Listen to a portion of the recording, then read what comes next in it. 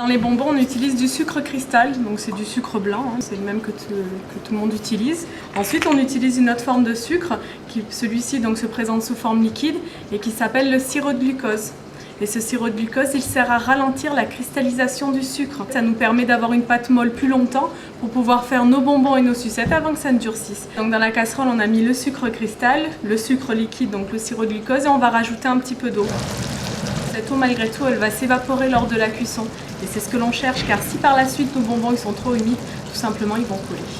On fait monter notre caramel à une bonne température, 163 degrés. Et à partir de ce moment-là, donc notre pâte elle est bonne à être travaillée. Pour les parfums, on en utilise 3 sortes.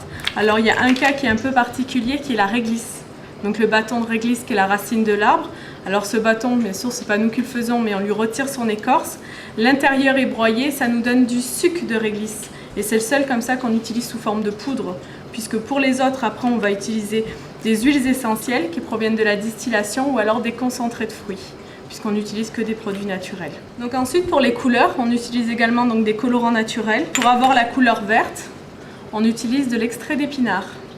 Pour avoir la couleur rouge, on utilise la betterave. Pour avoir la couleur orange, là on utilise une épice qui est le paprika. Toujours dans la catégorie des épices, pour avoir la couleur jaune, on utilise le curcuma. Et pour finir, pour la couleur marron, alors là on utilise du caramel, et du caramel de sirop de glucose, puisqu'on a vu tout à l'heure, donc le sirop de glucose il restait liquide.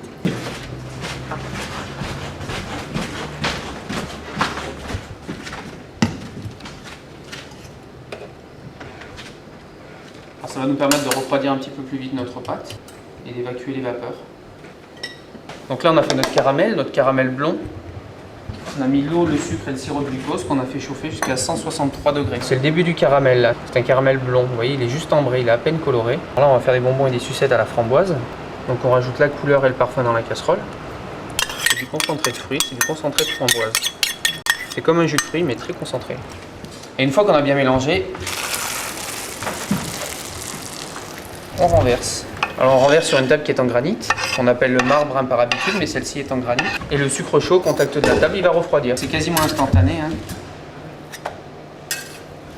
On a à peu près un quart d'heure, 20 minutes pour travailler l'intégralité de la pâte. On va rajouter un petit peu de sucre glace et un petit peu d'acide naturel. Alors le sucre glace va nous permettre d'avoir un bonbon un petit peu moins collant. Alors on utilise sur les fruits rouges qui sont très collants. Et l'acide, c'est pour relever un petit peu le goût. C'est comme le sel en cuisine, si on n'en met pas, le bonbon il est tout fade. L'acide naturel également. C'est extrait du mou de raisin. Et une fois qu'on a mis tous nos ingrédients, on va pouvoir bien les mélanger et on va faire refroidir notre pâte.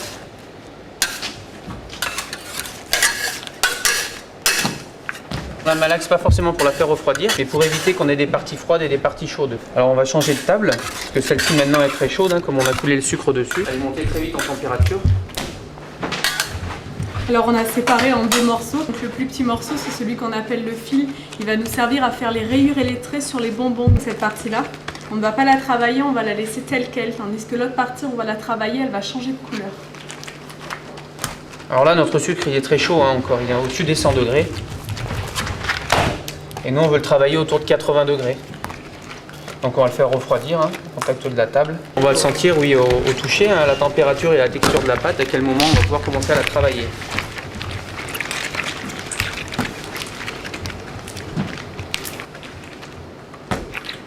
Donc là, on est en train de faire des bonbons et des sucettes en sucre tiré. Alors on prépare bien notre cordon.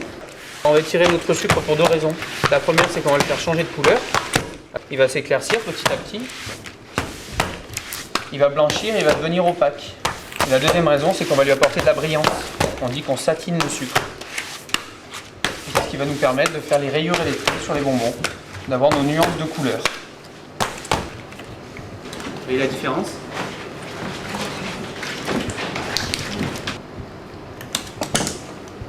Et on va lui faire des rayures et des traits dans cette pâte à bonbons.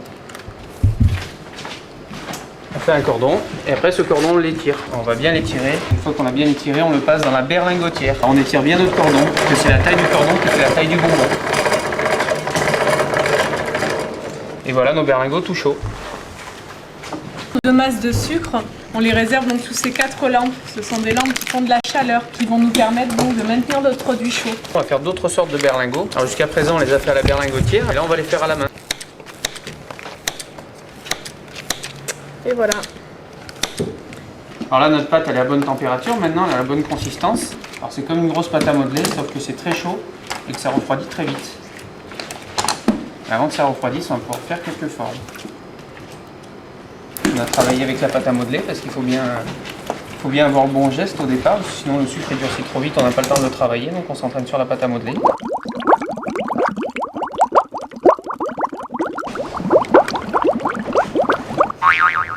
Alors on a aussi les grands modèles de sucettes. Et voilà le grand modèle. Et voilà pour le bouquet final, la rose. Alors la rose, on va la faire refroidir droite, parce que si on la posait à plat comme les autres, elle s'écraserait. Celle-ci va refroidir debout. Et les premiers bonbons que nous avons faits, ils sont durs. Alors ils se séparent les uns les autres. La fabrique de Saint-Julien, ça n'a pas toujours été dans ces locaux-là. Il y a eu différents locaux, différents fabricants de bonbons. Et voilà, on est les derniers, on espère le rester pour quelques années. Difficile d'en vivre, je sais pas, il y a quand même beaucoup de gourmands, donc il y a pas, de ce côté-là, il n'y a pas de souci, il y a des clients, c'est juste qu'il faut prendre le temps de faire les choses et il ne faut pas avoir peur de travailler les week-ends parce que c'est quand même un loisir pour nos clients de venir voir comment on fabrique les bonbons.